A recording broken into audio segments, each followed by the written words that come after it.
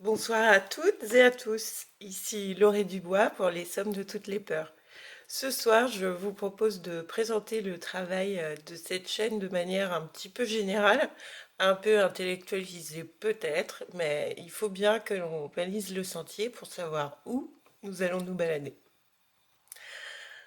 Alors voilà, si on prend un dictionnaire médical dont je vous mettrai la référence en barre de commentaires, la peur, c'est différent de ce qu'on appelle communément la phobie. Effectivement, la phobie, c'est une peur maladive, obsédante et angoissante déclenchée par certains êtres, certains objets, actes ou situations qui ne sont objectivement pas dangereux. La peur au sens classique serait donc toute réaction à ce qui est objectivement dangereux. N'y a-t-il donc pas de peur sans danger? Vous l'avez compris, médicalement, la réponse est oui. Dans la vraie vie, la réponse est non. Effectivement, de tout temps, les hommes ont eu des peurs rationnelles ou irrationnelles et ont rivalisé d'ingéniosité pour mieux les combattre. Pourtant, de nos jours, qu'est-ce qu'on observe de vieilles peurs ancestrales qui ont plutôt la vie rude, qui continue de nous hanter tous et toutes?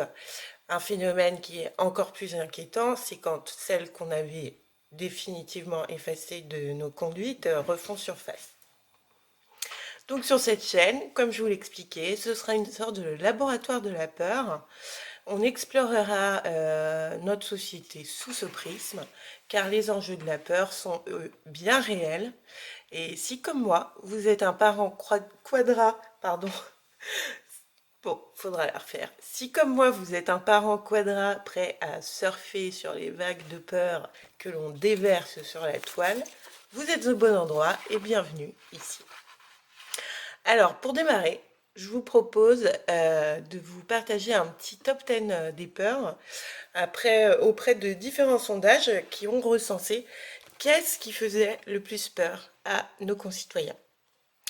Alors, en premier, c'est l'insécurité. Ensuite vient le chômage, l'exclusion et la pauvreté, le terrorisme et enfin le climat. C'est un sondage qui a été réalisé par l'IRSN et repris par le journal Le Monde dans un de ses articles. Vous aurez également les références en barre d'infos ou sinon vous googlisez et je pense que vous trouverez assez facilement. Selon un autre sondage d'OpinionWay, actuellement, assez récemment, pendant la période électorale, là, vous l'avez vu, tout le monde s'est un petit peu posé beaucoup de questions. Et selon OpinionWay, 66% des Français ont peur de l'avenir et 67% de la théorie du grand remplacement. On ne va pas s'attarder sur cette théorie puisqu'on ne fera pas de politique ici. D'ailleurs, à ce sujet, je vous demanderai d'être respectueux des opinions exprimées par les uns et les autres dès lors qu'elles restent dans le respect de chacun. Voilà. Si elles n'y sont pas, de toute façon, elles n'apparaîtront pas. Comme ça, c'est clair. C'est pas de la censure, mais c'est juste qu'on n'est pas là pour ça. Ce qui nous intéresse ici, c'est la peur. Prendre du recul sur ce phénomène, le séparer de la phobie et réussir un peu à avancer avec tout ça. Parce que vous l'aurez bien remarqué, qu'il n'y a pas que la drogue, le sexe et l'argent qui dirigent le monde. Il y a aussi la peur. Donc, la théorie du grand remplacement, cette théorie qui a été assez relayée par cette campagne électorale, selon laquelle des étrangers d'une particulière culture et civilisation, pour ne citer personne, viendraient en Europe, plus favorisés économiquement, socialement et, il faut le dire maintenant, climatiquement, viendrait en fait pour nous remplacer, prendre nos territoires, nos cultures et voilà, avoir le bon vivre. Comme dit le proverbe allemand, Das Leben wie Gott in Frankreich, mais sans Frankreich. Voilà, c'est un peu ça l'idée. Donc bon, 67% des Français ont peur de cette théorie, ce qui est énorme. Donc pour ma part, à part sortir avec un drapeau français en bandoulière, je ne vois pas comment je peux faire pour rassurer les gens.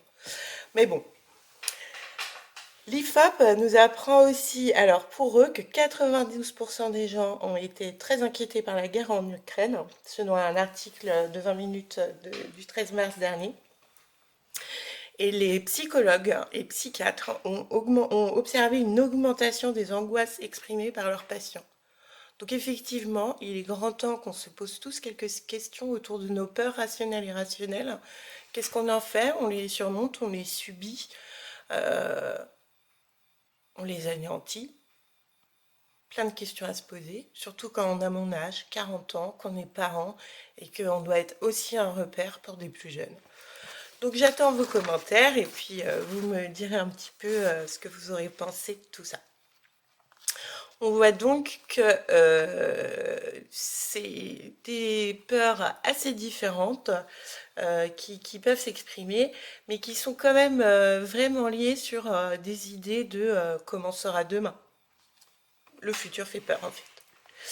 Donc du coup, en tant que parent, la transition est toute trouvée. Comment ça se passe chez nos ados? Selon Être Parent Magazine, les ados, eux, leur plus grande peur, en premier, c'est le rejet. Ensuite vient l'échec, puis la solitude. Ils sont aussi inquiets de l'avenir, mais un peu pas dans les mêmes proportions que les adultes, forcément, de la crise climatique, économique, sanitaire, et donc, à long terme, de toute idée de guerre. Voilà. Alors, on voit donc que les phénomènes paranormaux sont plutôt vus par nos ados comme des phénomènes qui sont effrayants certes, mais plutôt cool, tout comme les légendes urbaines qui les fascinent, parfois le crime et la personne du serial killer. Mais bon, vigilance quand même, on en parle, on échange avec eux sur ce sujet, ils échangent avec nous aussi sur ce sujet, on en rigole parce qu'il faut bien un petit peu crever les abcès aussi, sinon on vivrait figé et enfermé. Et voilà, pour être vigilant et pour savoir gérer et détecter si jamais il y a des petits trucs bizarres. Bon, voilà.